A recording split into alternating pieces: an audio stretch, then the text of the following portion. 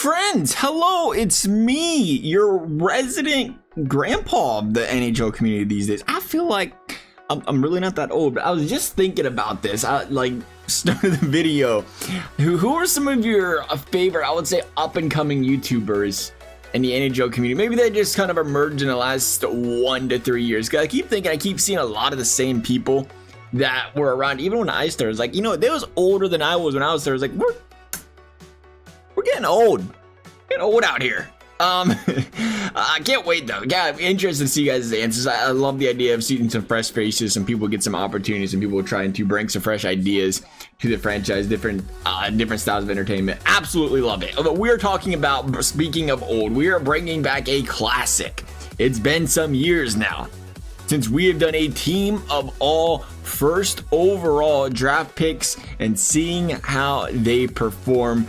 And I gotta say, I should fact check this, but the last 6 years now, we're on year 6. We're yet to see like a powerhouse first overall draft pick. Now, Celebrini very well could end up being that guy, but I thought it was kind of interesting because you see a lot of these guys kind of come on the scene right away. And it's also just the fact that some of them were defensemen taken, so it's not going to be the same style of powerhouse we're talking about. But here's the team. Whole lot of X factors. We're talking Austin Matthews. We're talking Connor Drizzy Drake McDavid. You got Nathan Nasty type McKinnon. Second line Ovechkin. I just can't believe it. 40 years young. Ovi out there killing it. And what's crazy is I was like, are we gonna have enough players? I thought we was going to create some players. The Eric Johnsons of the world who just, you know, the Eric Johnsons of the world just recently retiring. We're gonna have to throw some of those guys into this list because typically it's hard to get because you got to field a team of 18, right? You got to field a team of 18, 20 plus the goaltenders. And that's a lot of years for people to be in the league. That's what's I find so fascinating and cool about hockey is these guys are literally in the league for multiple generations. Like Patrick Kane did, you know, one of the best players in the league like 12 years ago. It's crazy. Macklin Celebrini though, I mean, the guy's gonna be a stud. Okay, we was right. He wasn't a point, right? 63. He didn't have a point per game last season. I mean, he's gonna be there. He's gonna be there at that age, but that minus 31 is pretty sweet. I'm sure he's proud of that. Nico Hischier's on the list, starting to really turn it up of late here. John Tavares still squeaking in right around a point per game, even last season. Hey, you know, he's kind of the shadow on it. I don't want to say anything bad, like he's a bad guy, but he's like kind of the shadow behind the Nylanders, the Marner situation that no longer, you know, not being there. Matthews, Slavkovsky. Want to say Slavkovsky so bad. Now 21 years old. Kind of one of those guys I was talking about, you know. I've been drafted for a few years now, waiting for him to turn it up. Stamkos getting a little older. Lafreniere, another one of those guys. It was really Jack Hughes, I believe, was the last one that's really been tearing it up. Now, again, guys like Owen Power, he's 22 now. Can continue to improve. Guys like Connor Bedard, still waiting on it, 67 points. Yeah, he's got plenty of time at year 20. If Chicago can start playing some ball, they're going to be all right. Now, we did put, you will notice we did put forwards on defense because, again, I wanted to keep it active because they're going to go against the active NHLers, so we're going to keep the active players and throw any defenseman in there if there was a possibility. Now, there's room for this team to not have enough, some random players going to throw in a defenseman on there, but because there wasn't, we was keeping everything active. We did have to create the goalies. We did use the Islanders because they have the absolute great Rick DiPietro and the most recent draft pick. We will let Marc-Andre Fleury start. I had to create him as well. 40 years young, stellar career for Marc-Andre. I can't believe to this day that it felt like Marc-Andre Fleury was just kind of walking out the door. And, you know, that was like, at the time, it was like, see you later, Matt Murray, Andre Fleury. Matt Murray's the future. And it would turn out Marc-Andre Fleury, in his 30s, would go out and just play phenomenal in Vegas and end up being really the better choice for Pittsburgh to keep during that expansion draft. But still, you had to do that, right? Because, I mean, Matt Murray at the time went in there, won you a couple cups. You had to go with Matt Murray, I think. It just blows my mind. We were just talking about it the other day. What the Vegas Golden Knights did coming into this league. I mean, they just took a bunch of players. I mean, we look back and say, how did we let the Vegas get all these players? They did play under the same rules as Seattle did. How did we let them get all these players? But it's like, man, they was trading for guys like Marchessault and guys like Carlson who were these third and fourth liners on other teams Riley Smith. Fleury was, aging out the door. It was about to be Matt Murray's job anyway if he wasn't splitting it. And these guys came over to Vegas, and this coach and his GM got the most out of these guys. All of a sudden, they're playing top line minutes. These guys are looking like absolute studs. It's like, it was phenomenal. And then they just continued to understand, like, these guys are old. To continue adding pieces. You add in the Petrangelos, you add in the Jack Eichels, and somehow they just continue to be successful. That is so hard to do, especially the first year in the league.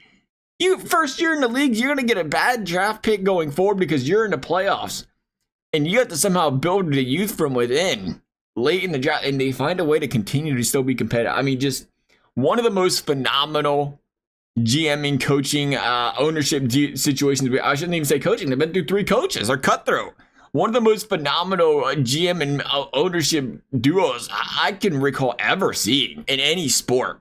The way they remain competent, the way they remained aggressive and making moves, the way they continue to be good to this day is crazy. Speaking of good, the New York Islanders are going to be very good at hockey. They're going to win 55 games. You kind of will expect that just a little bit.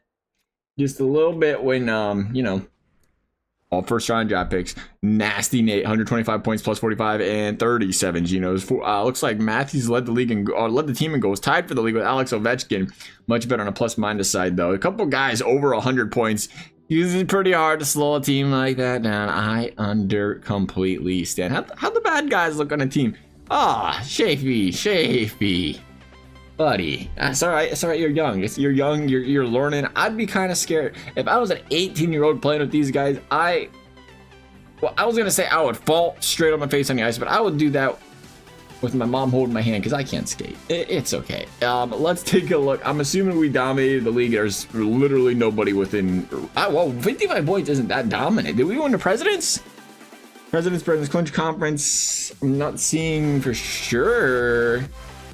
No, yeah, we did. Okay, I thought it was somebody else with the Islanders. 116 is actually not as dominant as you would think with that team. Capitals right behind them with 112. I mean, it's not gonna be a cakewalk in these playoffs. 3.4, the 4.34 goals for per game is nuts. The reason we struggled a little bit was the defense. We had 3 forwards on defense. You expected the goals against to be a little higher. The power play was just ridiculous. 32.3%. Not a big deal. Not a big deal. How'd Marco do for the team this season so far? We need a big season out of here in the postseason. DePietro's an 892. That's pretty solid. What overall did they give this guy? 82. That was generous. We'll take that. Fleury, on the other hand, 905 save percentage. Aging like a fine wine. 44 dubs on this season. Who do we have in the first round for these beloved New York Islanders? Full of first round draft picks. We're going to see the Ottawa Senators. That's going to be over in 4, right? Yeah. How do you feel about that, EA? Over and 4? Yeah, they agree. Ottawa, what was he doing here? Did you guys get lost? The playground was the other direction. That's all right, Ottawa. We'll see you next year. Maybe. Second round. Who we got? Capitals. This is the matchup. Washington.